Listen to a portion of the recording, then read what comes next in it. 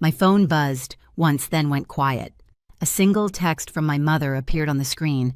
"Elena, you don't need to come back. Some places aren't meant for you." No call, no explanation, just that line, cold and final.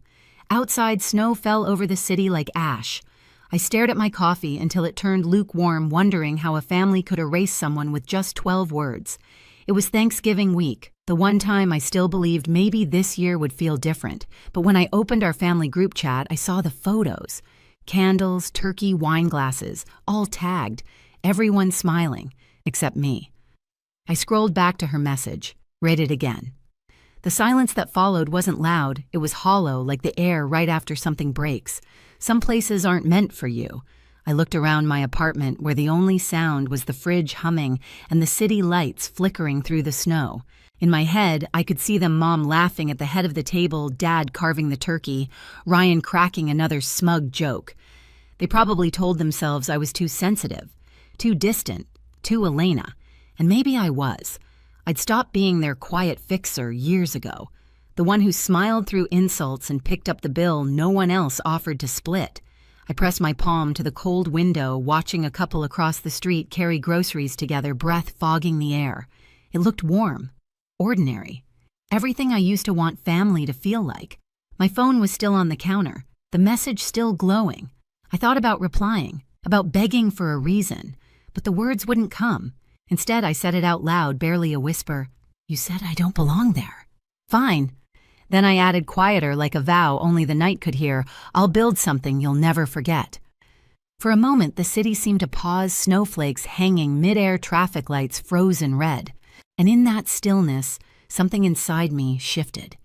If you've ever been cut off by the people who made you, you'll know the exact second pain turns to purpose. That's the moment I stopped being their daughter and started becoming something else entirely. When I was a kid, I didn't draw people, I drew places. While other children filled notebooks with faces and stick figures, mine were covered in roofs, stairs, and windows that led nowhere. I liked how buildings made sense. You could design where things belonged. People weren't like that. My parents never really saw it as talent. To them, it was just another phase. Ryan, my younger brother, was the golden one. The funny one. The one who could skip responsibility and still get praised for potential. I was the quiet one who thought too much. I still remember the night I showed them my first dream. I was 15, sitting at the breakfast table with a rolled-up sketch in my hands, a greenhouse I'd designed from scratch. Sunlight, glass walls, ivy climbing along beams. I thought it was beautiful. I pushed the drawing toward them and said, "I think I could actually build this someday." My dad barely looked up from his newspaper. Mom smiled the kind of smile that means no. "Sweetheart, that's ambitious. But you might want to focus on something practical." Ryan leaned over, grinning. "Looks like a fish tank for plants." They laughed. I didn't. Later that night, I found my drawing crumpled in the trash coffee grounds, staining the paper. That was the night I learned silence could be armor. After that, I stopped showing them what I made. I applied for architecture school in secret, got in on a scholarship. When I called Mom to tell her, she sighed. "Architecture. That's a man's world, honey. You're too soft for that." I went anyway. 3 jobs, secondhand furniture, black coffee, and cold bagels for years. When I finally graduated, I thought they'd be proud. They weren't. Ryan had meetings, and Dad's knees were suddenly too bad for long flights. Still, I sent photos of my first office, just a small studio, white walls, one folding table. Mom texted back, "Looks small but cute." That's when I stopped needing applause. But their voices still followed me. Ryan would call during family dinners, put me on speaker, bragging about his real estate projects. Mom would laugh. "You and your brother both in buildings. Isn't that funny?" No, it wasn't. Here's the thing about being invisible. You start to get comfortable in the quiet. You build your life brick by brick, thinking no one notices, until one day you look up and realize the thing you've built is stronger than the people who doubted you. It's funny how silence, when kept long enough, starts to sound a lot like strength. And all it takes is one dinner, one sentence, one push to make you remember exactly what you're capable of. The night everything cracked open started quietly. We were gathered around my parents' long oak table, the same one that had seen every birthday, every holiday, every argument politely disguised as family talk. The smell of roasted lamb filled the room. Garlic butter, expensive wine, the kind of dinner that photographs well. Ryan, of course, was the center of gravity. He always was. He was talking about his new business venture, a luxury bar downtown. Everyone leaned in like he was presenting the cure for boredom. Mom looked at him like he hung the moon. Dad nodded in approval, half listening, but smiling anyway. I stayed quiet, cutting my food into small, perfect squares, an old habit from years of pretending calm. Then Ryan looked over. "You're the expert on buildings, right, sis? What do you think of my spot?" "Midtown, right across from the new plaza." I looked up, meeting his smirk. "It's risky," I said. "High rent, not much foot traffic after 9. You'd need a solid draw to keep it alive." The air shifted. Forks paused. Then Mom's voice cut in sharp, polished, sugar-coated. "Elena, please. Your brother's worked hard on this. You always have something critical to say." My throat tightened. I wasn't being critical. I was giving... Ryan chuckled, interrupting. "She doesn't get it, Mom. Not everyone lives in spreadsheets and blueprints." Laughter followed. Familiar. Cruel. Someone even clapped him on the shoulder. I swallowed hard. "I'm just saying," Mom lifted a hand, graceful but final. "Sweetheart, if you can't be supportive, maybe just enjoy your meal." That tone. That quiet blade she'd mastered over the years. The conversation moved on without me like it always did. Ryan kept talking about his investors, which I knew didn't exist. Dad kept nodding. My aunt refilled glasses, and me, I just sat there small again, 15, watching another dream go in the trash. When I finally pushed back my chair, the legs scraped against the tile loud and raw. Everyone looked up. "You know what I said?" "Maybe you're right. Maybe I really don't belong here." Ryan smirked. "Guess that's finally sinking in." Mom's voice came calm, precise. "Elena, if you can't act like family, maybe you shouldn't come next time." There it was, the line that turned exile into instruction. I didn't argue, didn't cry. I just grabbed my coat and walked out, my heels echoing down that too familiar hallway. Through the reflection in the glass door, I saw them still laughing, still eating as if I'd never existed. When I reached my car, my phone buzzed. A message from Mom, "Don't come back until you learn to respect your brother." I stared at the screen until the glow blurred into the frost on the windshield. That was it. The moment the warmth finally burned out and something colder, cleaner, stronger took its place. The days after that dinner passed in a kind of quiet blur. I didn't call anyone. Not Mom, not Ryan, not even Lydia, my business partner, my one steady constant through every storm. I went to work, smiled when needed, nodded through meetings, but everything inside me felt muted, like I was moving through fog. Then one morning something shifted. An email pinged into my inbox with the subject line, "Property listing, Midtown corner lot." I almost deleted it, until I saw the address, the same block Ryan had bragged about at dinner, the same dream spot he couldn't stop boasting about, and now it was for sale. I sat frozen, staring at the screen. The cursor blinked at the edge of possibility. Lydia poked her head into my office, coffee in hand. "You look like you've seen a ghost." I turned the monitor toward her. "Remember the spot Ryan wanted for his bar?" She squinted. "Yeah, the one he said was too exclusive for small projects." I nodded. "It's open, and I can afford it." For a long moment, she said nothing, just stared, lips curving into a slow grin. "You're thinking about buying it, aren't you?" I didn't answer. I didn't need to. That night, I drove down to the lot.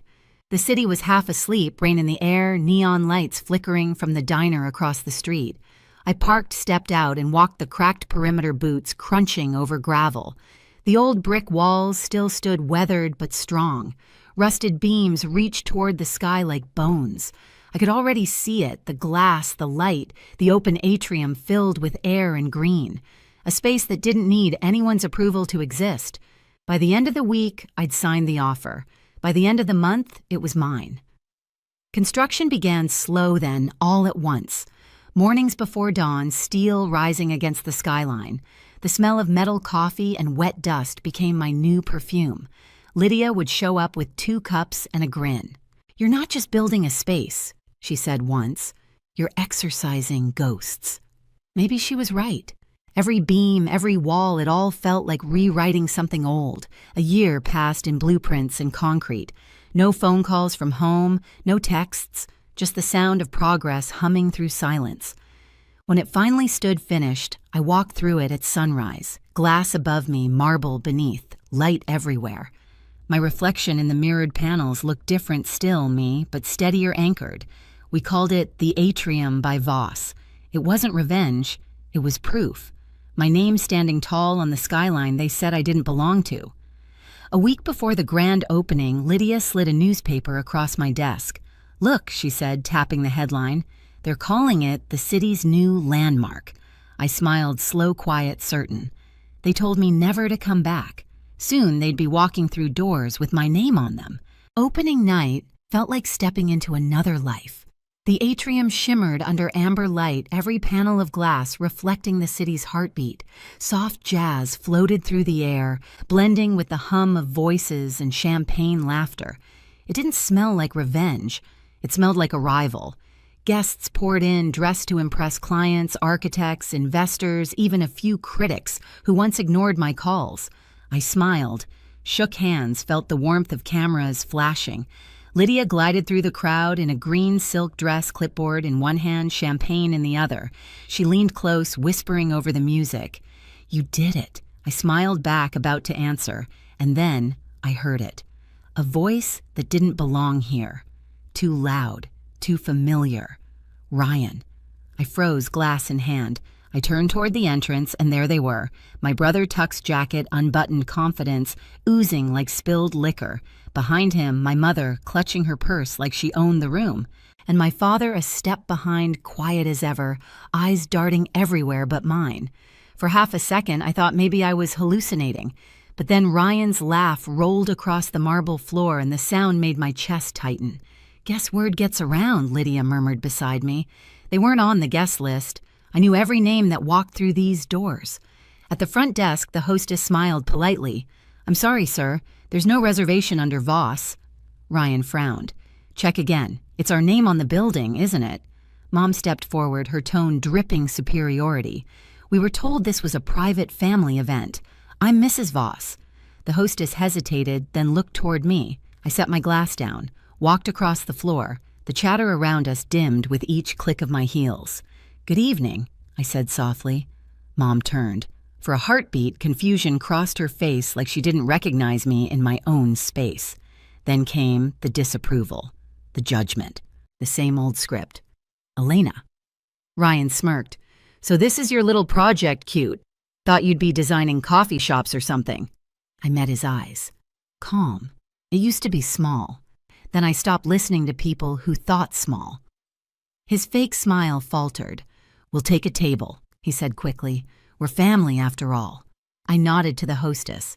"Take them to the public lounge downstairs. Walk-ins only." Ryan blinked, thrown off. What Mom's voice sharpened. "We're your family, Elena." I held her gaze steady as glass. "You told me not to come back. I just kept my promise." The silence that followed was thick enough to cut. Even the pianist hesitated mid-note. Ryan's jaw tightened. "You think this makes you better than us?" I stepped closer until my reflection filled his eyes. "No," I said quietly. "It just means I finally stopped needing you." Then I turned to the hostess. "If they stay, make sure they pay for their drinks."